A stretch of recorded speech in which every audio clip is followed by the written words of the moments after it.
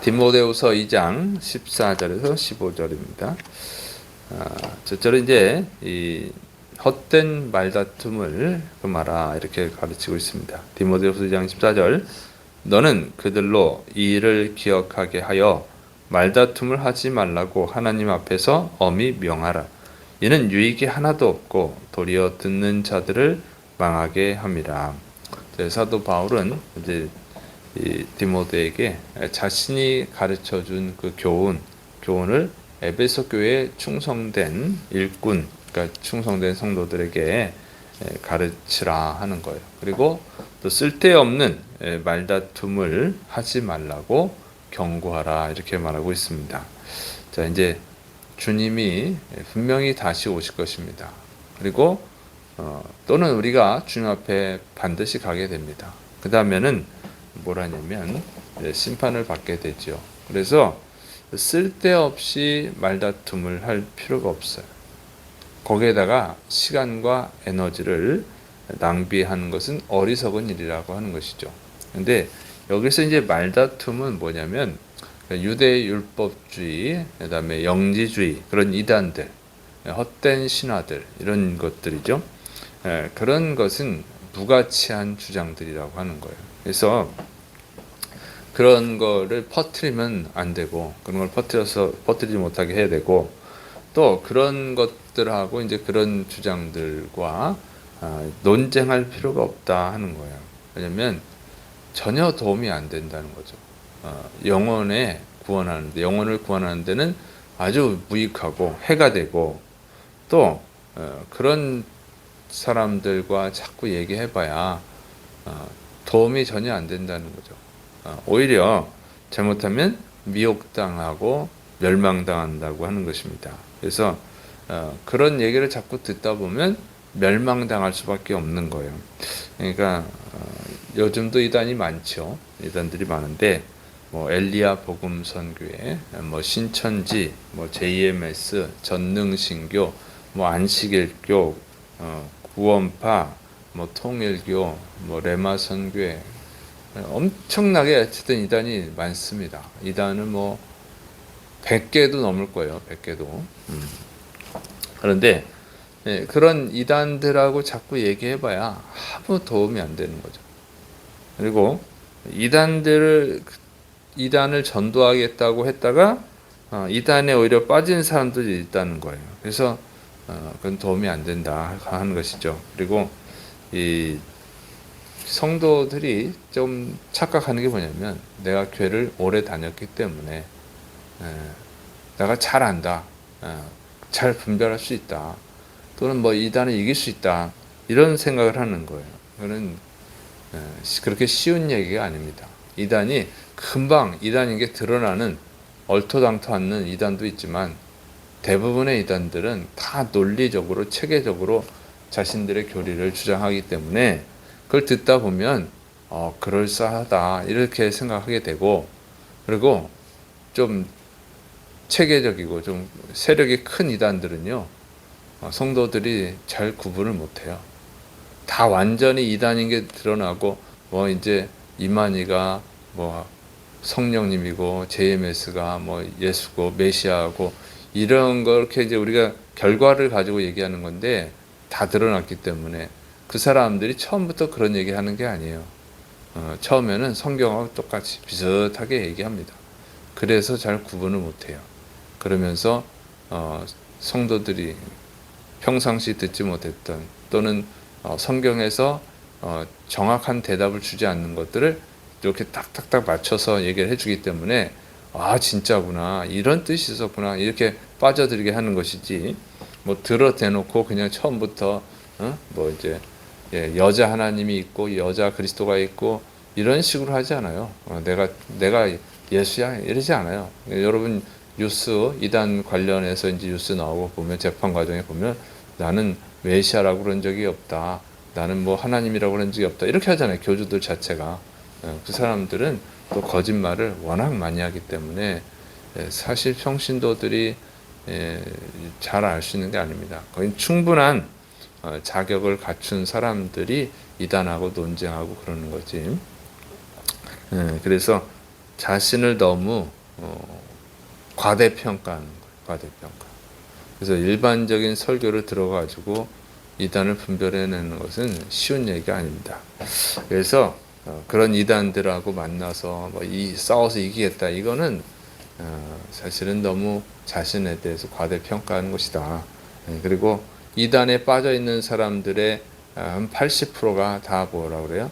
기존의 성도라고 하죠. 기존 교회 다녔던 성도들. 그것이 이제 보여주는 거예요. 이게 현실을. 그래서 거기 뭐 초보 신자들만 있는 게 아니고 집사님도 있고 권사님도 있고 안수 집사님도 있고 장로님도 있고 심지어 목사님들 평상 다른 정통교회에 다녔던 사람들이 이단에 빠져 있다고 하는 것이죠.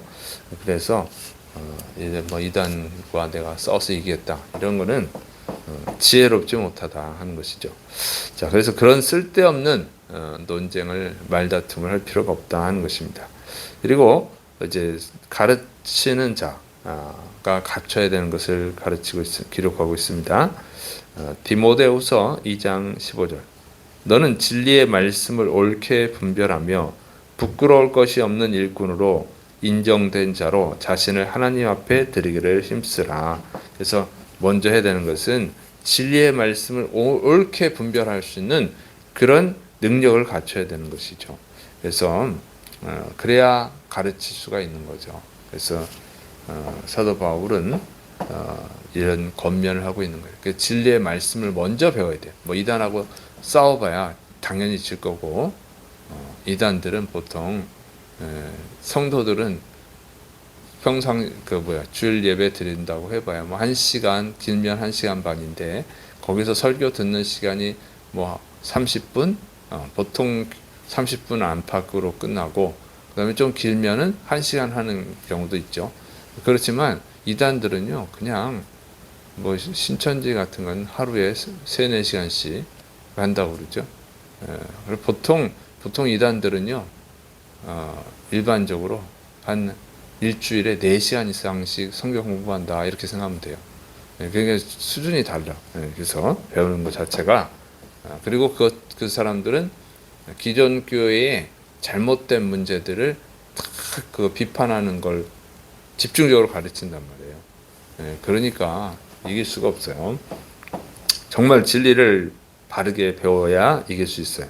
그런데 이게 이제 성도들만 그런 것이 아니라 목회자들도 많이 넘어가죠. 그래서 진리의 말씀을 정말 깊이 배워야 됩니다. 1927년에 그 감리교 여신도 유명하가 예수님이 자기한테 임했다고 하면서 막 설교를 했어요. 그때 이용도라고 하는 목사님이 그 유명한 발 앞에 엎드려가지고 주여 하고 기도를 했어요. 이게 우리나라 처음에 이단 나왔을 때 얘기입니다. 뭐 옛날만 무식해서 그런 게 아니고 옛날에 신학이 무식해서 그런 게 아니라 현대도 그래요. 현대도 삼각산에 1980년대 또 어떤 있었어요? 김계하 원장 삼각산 기도원에 김계하 할렐루야 기도원 원장인데 마음을 고친다고 그래가지고 뭐 수천 명이 갔을 거예요. 수천 명 뭐 수만 명이 갔을 수도 있어. 그런데 어쨌든 거기에 목사님들도 정말 엄청나게 많은 목사님들이 그 기도원에 가서 또 기도받고 성도들 데리고 다니고 막 그랬죠. 그런데 이제 사기꾼이었죠. 이단이고 사기꾼이었어요. 그런 역사도 있고 또 지금도 그렇죠. 지금도 하나님 까불면 죽어. 그리고 자신은 성령의 본체다. 자신이 이렇게 주장하고 내 아들은 독생자다. 뭐 이렇게 주장한 완전 신성모독에다가 이단이죠. 그런데 또 그 사람이 또 뭐야?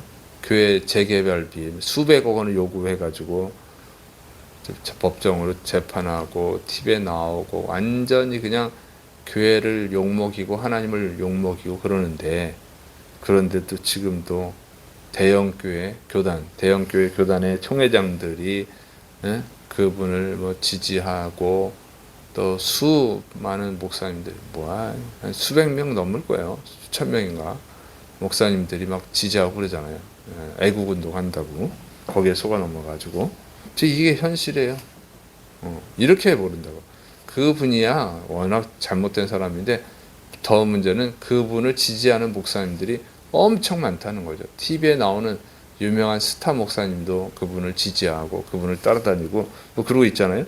어? 그 TV에 나오는 스타 목사님, 성도들이 다 은혜 받고 그런 분인데 세상 사람들도 다 아는 인기 스타인데도 그 하나님 까불며 죽어가는 사람을 쫓아다니고 있다고. 이게 현실이에요. 이게 목사님이라고 다 진리를 아는 게 아니야. 저는 분명히 이제 신학적으로 문제가 있는 건데 거기를 또 그 교회 다니는 성도들은 또 아이고 참 큰일입니다. 수십만 명이 뭐 그 사람을 추종하잖아요. 이게 한국 교회가 이렇게 엉터리다. 그래서 말씀을 정말 진리의 말씀을 배워야 됩니다. 그런데 초대교회 보면은 사도 바울이 얼마나 잘 가르쳤느냐 보면 브리스길라 아굴라 집사잖아요. 집사님인데 목회자였던 아볼로에게 복음에 대해서 가르칩니다. 복음을 그만큼 정확하게 배웠다고 하는 거예요. 그 정도 배워야지 이단하고 싸워서 이기지. 그래서 무슨 직분은 있다고 해서 목사님이라고 해서 다 잘하는 것은 아니다 하는 거죠. 그러니까 오늘 우리 한국교회 현실을 보면 그 이단 엉터리들한테도 빠져들어가 있는 목사님들이 많다. 그래서 신학교 나오고 목사님에 대해서 다 아는 게 아니라 진리의 말씀을 잘 배워야 된다고 하는 것입니다. 두 번째로는 이제 하나님 앞에서 부끄러움이 없는 일꾼으로 인정을 받아야 된다고 하는 것이죠. 언젠가 우리는 다 하나님 앞에 서게 됩니다. 그러니까 주님이 안 오시더라도 자꾸 주님 오시는 것에만 신경 쓸 필요가 없는 게 우리가 주님 앞에 간단 말이에요. 사람이 태어나면 다 죽어요. 죽으면 하나님 앞에 가잖아요. 그래서 항상 하나님 앞에서 설 때를 생각해서 부끄러움 없이 살아가야 된다고 하는 거죠. 그렇게 하나님 앞에 설 때 부끄러움 없는 자로 살아가면 당연히 이 세상에서 세상 사람들에게 흠잡히지 않고 영적 전쟁에서 승리하는 거예요. 그래서 다니엘은 다니엘의 그 원수들이 다니엘을 고발하려고 아무리 뒤져봐도 흠이 없으니까 부끄러움이 없으니까 고발을 못하고 결국은 할 수 한 것이 종교적으로 신앙적으로 다리오 왕 외에 다른 사람이나 신에게 기도하면 사자굴에 집어넣는 그런 괴상한 법을 만들어냈잖아요. 그 정도로 흠이 없었다고 하는 것이죠. 그래서 우리 그리스도인들은 흠이 없어야 돼. 인간이니까 어쩔 수 없지만 날마다 회개하면서 사도 바울이 나는 날마다 죽노라 그랬잖아요. 나를 매일매일 나의 육신의 탐욕, 죄를 죽여가야 돼요. 그럴 때 하나님 앞에 부끄러움 없는 자가 되고 또 그럴 때 사람들한테 당연히 부끄러움이 없지. 하나님 앞에 부끄러움 없는 사람이 무슨 사람한테 부끄러움이 있겠어요. 그렇게 살아갈 때 우리가 하나님 주신 이 진리의 복음을 전하는 사명을 잘 감당하고 하나님께 영광 돌리는 사명을 감당하고 또 한 영혼을 죽어가는 영혼을 구원하는 사명을 감당하게 될 수 있는 줄을 믿으시를 바랍니다. 그리고 하나님 앞에 설 때는 상 받는 자들이 되는 줄을 믿으시기 바랍니다. 그래서 여러분이 또 오늘 이 말씀을 기억하고 정말 여러분 자신을 하나님 앞에 바로 세우시기를 축원합니다. 기도하겠습니다. 사랑이 많으신 하나님 아버지, 우리가 진리의 말씀으로 무장을 하고 또 흠없이 부끄러움 없이 살아갈 수 있도록 붙들어 주시옵소서. 하나님께 영광 돌리고 또 다른 영혼을 구원할 수 있도록 붙들어 주옵소서. 주께서 역사하심 있고 예수님의 이름으로 감사하며 기도드립니다. 아멘.